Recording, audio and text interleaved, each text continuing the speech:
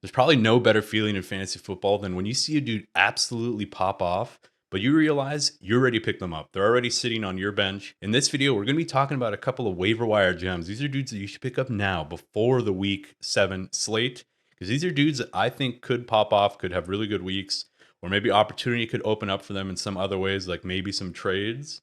So stick around in this video, man. I'm going to give you a couple of names, about 5 or 6 players that I think you should pick up. I'm Ron from Fantasy Flow, bro, and let's hop into this video without wasting any more time. And we always start this video every week with homework, dude. This is something that we just have to do every week, regardless of your league or your team. A lot of these guys are probably taken, but I call it homework, man. And it's essentially just looking at your waiver wire and looking for these like high quality handcuffs. These are dudes that are usually on good teams, or they've already kind of shown that they could be capable if they were to step into a starting role. It's just like the RB2 on teams where the RB1 is a little bit cloudy, or maybe he's not playing that well. Maybe he's got injury history. So I'm just going to shotgun off these names. Starting at the top, it's guys, as I mentioned, these guys are probably owned, but Braelon Allen for the Jets.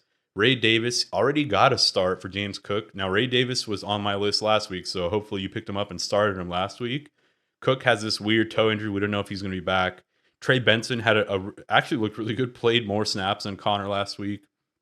They said it was because of game script, but I don't really know. They also said that he looked good and they want to get him more touches and maybe they want to keep Connor healthy. So Blake Corum, the Rams just really like Blake Corum. I know Ronnie Rivers is getting some work a couple weeks ago, but I think Blake Corum is the RB2 for Kyron Williams or the backup for Kyron. Ty Chandler might get a start this week. We don't know. The Vikings had the bye week where Aaron Jones was able to rest up his hip injury. We don't know if he's going to be back. It looks like he's trending to play, but still, you want to grab a guy like Ty Chandler just in case. I know Cam Akers did get traded to the Vikings, but I don't imagine Cam Akers having like starting a starting role if Jones were to go down and not play. So I think Ty Chandler's the guy. Emanuel Wilson for Josh Jacobs. Jalen Wright, he's kind of stuck in like a 3-man committee, but Achan and Moster are pretty like high risk players in terms of injuries. So Jalen Wright's a dude you just want to stick at the end of your bench, especially if you have Achan. Audric Estime, this video is not going to be published in time for Thursday Night Football, unfortunately, but he's somebody that if you can pick up players that have already played, probably not, but he's somebody that I really like. Just omit him, I guess, if this video doesn't make it in time. Kimani, Vidal, I don't know what the fuck his name is, but Gus Edwards, he's on IR, plus he's bad, so when he comes back, it's going to be the Kimani Vidal show. And he actually looked pretty good, caught a receiving touchdown really early in that game. Doesn't really do much after that, but yeah, I mean, J.K. Dobbins could get injured, and then it could be Vidal kind of taking over the RB1 spot. That's a team that really wants to run the ball. That's homework. That's our weekly homework. Now we're going to hop into the 5 sneaky players that I think you guys should pick up for the waiver wire. Darius Slayton. This one isn't really that. I don't really have a long analysis on Slayton, but basically in week 5 where he starts in place of Malik Neighbors, goes 11 for 8 for 122 and a touchdown. Absolute fantastic. Probably won you the week if you started him. Week 6, another 11 targets, only 657, does get a touchdown called back. He would have had like another 17, 18 fantasy point day, helping you probably win another week. But the reason I have Slayton on here is that not so much his potential with the Giants.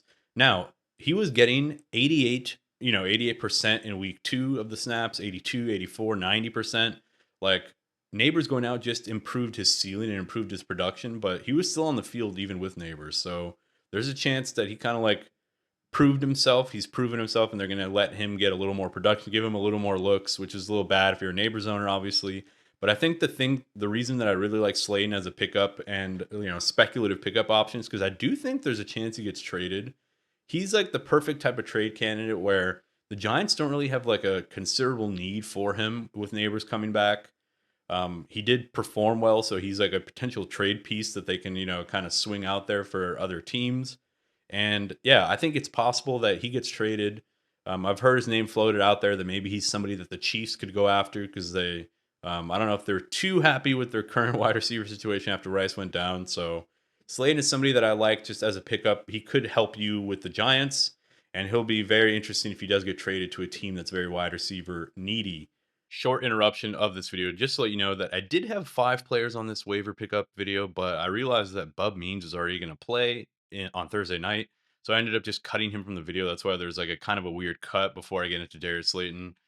Hope it doesn't bother you guys. Hope you guys still enjoy the video. If you do, and if you enjoy kind of my analysis, I would appreciate a like and a sub.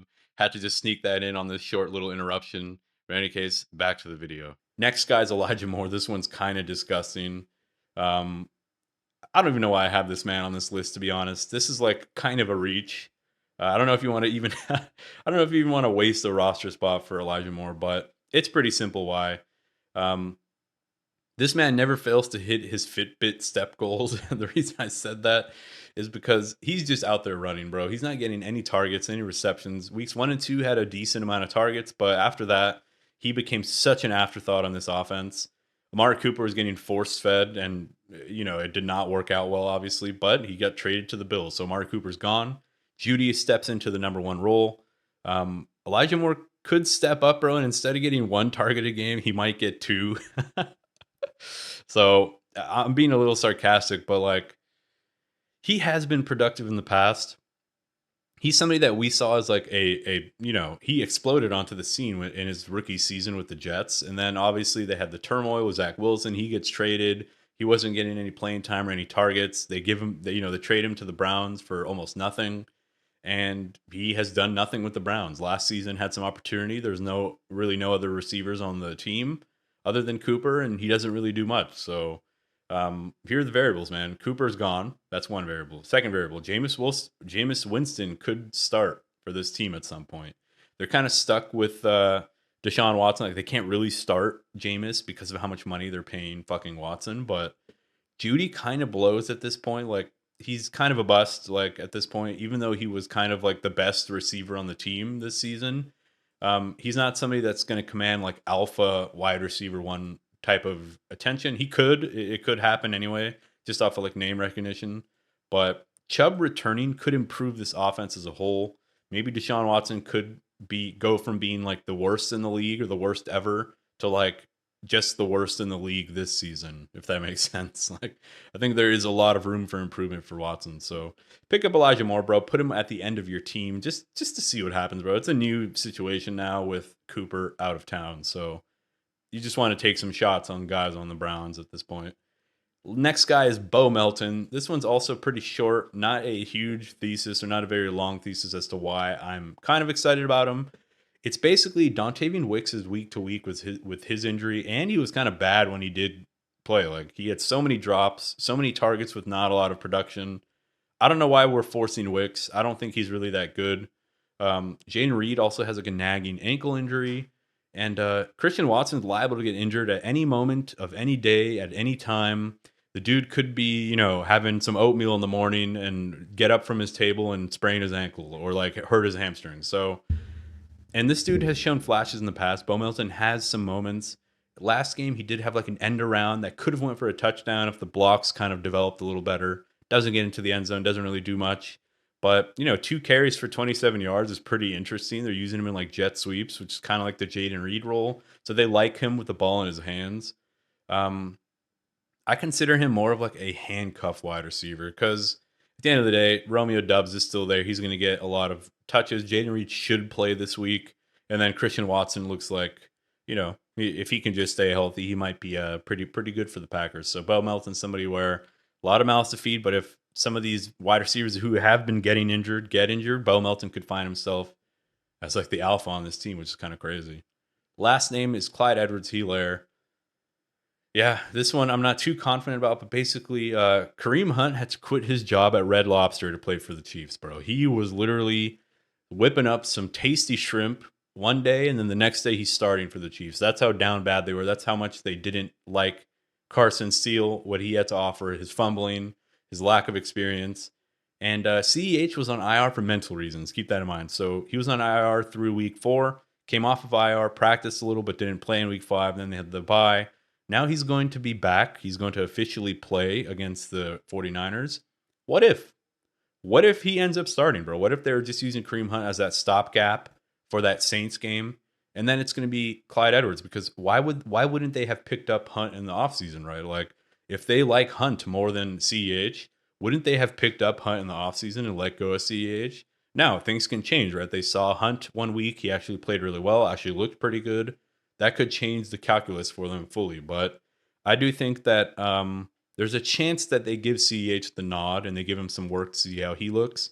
And if he busts off a couple runs early and, gets into the end zone, falls into the end zone on this great offense, I know it's against the Niners. It's not a plus matchup, but yeah, man, anything can happen. There's a chance that this dude ends up taking over the backfield because, he was on IR for mental reasons. So there's no reason to think that his production will be down. So pick up CEH, see what happens. That's all I got for you guys in this video, boys. I hope you liked it. I hope you enjoyed it. If you did, if I earned a like from you guys, I would really appreciate that. It would help the channel so much. And if you like my content, you want to see more of it, hit me up with the subscribe, man, if you're new. And I'll catch you guys in the next video. Peace.